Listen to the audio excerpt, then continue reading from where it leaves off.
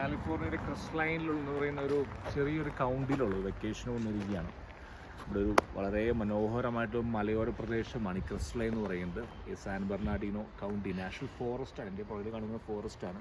അതിനുള്ളിലൊരു ചെറിയൊരു പ്രദേശമാണ് ഇപ്പോൾ ക്രസ്റ്റ് ലൈൻ, ഒരു ലേക്കുമായി ബന്ധപ്പെട്ട്. ഞാൻ എന്തായാലും ശനിയാഴ്ച വൈകിട്ട് നടക്കാൻ ഇറങ്ങിയതാണ്. അപ്പോൾ ഡോഗ് പാർക്ക്, അതായത് ഇവിടെയുള്ള ജനങ്ങൾക്ക്, അതായത് ഈ പറയുന്ന പഞ്ചായത്തിലെ ജനങ്ങൾക്ക് അവരുടെ ഇപ്പം അമേരിക്കയിലും പാശ്ചാത്യ രാജ്യങ്ങളിലൊക്കെ പട്ടി അല്ലെങ്കിൽ പൂച്ച എന്നുള്ളത് ഒരു കോമൺ ആയിട്ടുള്ള കാര്യം. എല്ലാവർക്കും ഒന്നോ രണ്ടോ പട്ടിയൊക്കെ കാണും. പട്ടിക്കൊരു പാർക്ക്, വൈകുന്നേരങ്ങളിൽ പട്ടീനെ കൊണ്ടുവരിക. പട്ടിക്ക് വീട്ടിനകത്ത് ഒക്കെ ഒരുപക്ഷെ ഫ്ലാറ്റിലൊക്കെ താമസിക്കുന്ന ആൾക്കാർക്ക് പട്ടിക്ക് ഓടി കളിക്കാൻ സ്ഥലം ഉണ്ടാവില്ല. അപ്പോൾ ഇവിടുത്തെ ഒരു പഞ്ചായത്ത് കൊടുത്തിരിക്കുകയാണ് ഡോഗ് പാർക്ക് ഫെസിലിറ്റി. ഡോഗിനെ കൊണ്ടുവരാം, ഇവിടെ കയറാം, എപ്പോഴും വരാം, 24 മണിക്കൂർ തുറന്നിരിക്കും.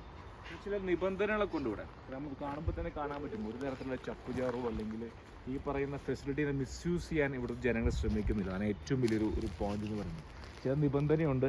എപ്പോഴും പട്ടി കൂടെ ഉണ്ടാവണം, പട്ടിയുടെ കൂടെ അതിൻ്റെ ഉടമസ്ഥ ഉണ്ടായിരിക്കണം, അതിനെപ്പോഴും തുടലിൽ കെട്ടിയിട്ടിരിക്കണം.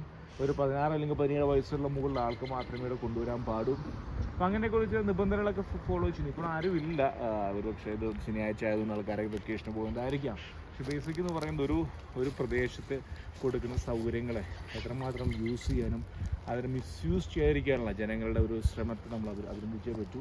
ഇതാണ് ഇവിടുത്തെ ഒരു ഡോഗ് പാർക്ക് സുഹൃത്തുക്കളെ അമേരിക്കയിൽ.